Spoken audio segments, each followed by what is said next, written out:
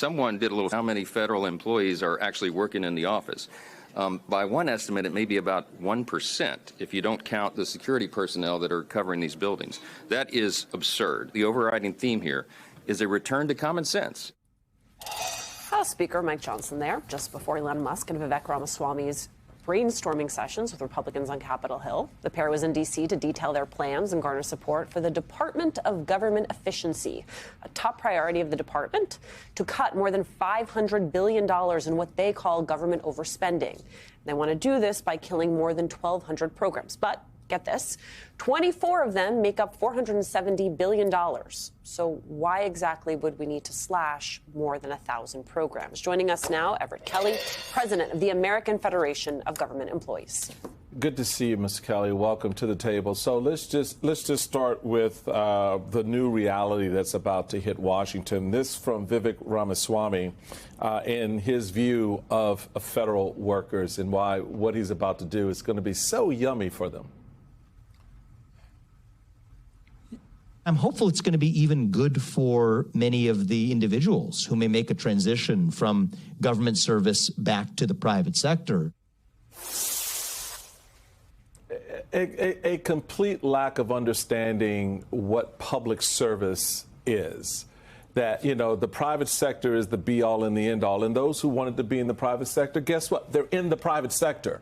But those who want to work in the federal government to serve the people of this country, as my daddy did, as I did in the early stages of my career, that matters to them. For your employees, hearing this, knowing that what's about to come to town starting on January 20th, are a group of individuals who don't give a rat's ass about them, who think they're expendable, who think they're a burden. They cost too much. They're not, you know, they should be in offices that are sitting empty. How do you prepare for that? How do your employees prepare for what is about to happen to them coming from a group of people who do not value them in the first place? Well, first of all, thank you for having me here today.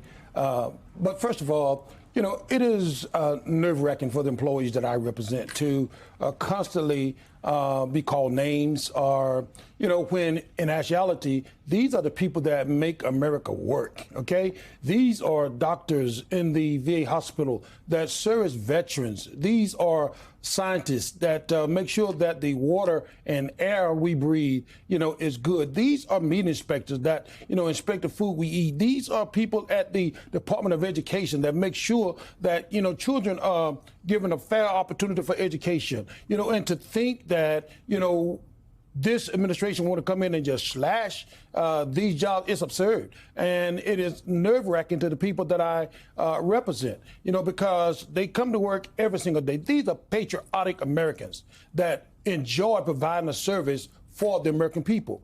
And to think that, you know, they want to be called names or they want to be I mean, everything is balanced on their backs, and they're actually tired of it. And I'm gonna tell you the truth. I invite this Doge administration to come and sit down and have a conversation with me, right? So that we can figure out, you know, how do we really get to efficiency? Okay, because I believe if you really want to know how to do it, ask the persons that are doing it every single day. And I think that we can get there. Mm-hmm. Because there is an appetite, right, to see a more efficient government. And that is bipartisan. Republicans do not have a monopoly on wanting to see bureaucracy operate in a more efficient way. What would it actually look like? If you sat down with them, what would be your number one recommendation to them? Well, the first thing that crossed my mind, you know, I retired from the Department of Defense myself, okay?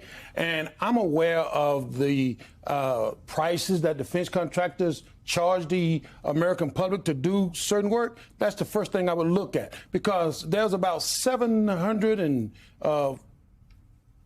billion that's spent on defense contractors' service contracts versus about $200 billion for federal employees' wages and benefits and those type of things. I would say we need to take a look at that first off, because I remember at one point where contractors were charging $600 for a hammer to the American public. This is asinine. And these are the things that you got to look at first and should look at first, not the federal worker. But here's the thing that it's important to note, Everett. What you just said is something that has been talked about going back to the Reagan era. Where it was the $600 toilet seat, it was the $1,000 hammer, and the cost of providing goods and services by the federal government to the federal government on the backs of voters. So this is nothing new. That's what makes this DOGE thing such a joke in many respects, because this will end up the way all of these things end up, targeting those folks or those programs or those areas that, bring the most excitement to the conversation, to get people the most riled up, as an example. But the thing you're talking about, the real cost of doing business, is not necessarily going to be addressed, because you know why? Because Elon Musk has contracts in which he's getting more than he should be getting, right? Absolutely. His contracts are padded. Absolutely. So I don't, if Elon wants to put his contracts for examination on the table and start there in creating efficiency in the government, now we talking. Now let's have that conversation. Absolutely. Because then you'll see how many people you'll need to fire after you cut off about $1 billion that you're going to get that you don't need to get, because in the 18 government contracts you've got, that's padded in. Absolutely. That, now, I can tell you from my time both inside and outside the government, I've seen it, you've seen it. Mm-hmm. So let's be honest about what we're talking about here. Employees are not your problem, right? Absolutely not. It's the process and the politics that put the cash in the contract. Absolutely.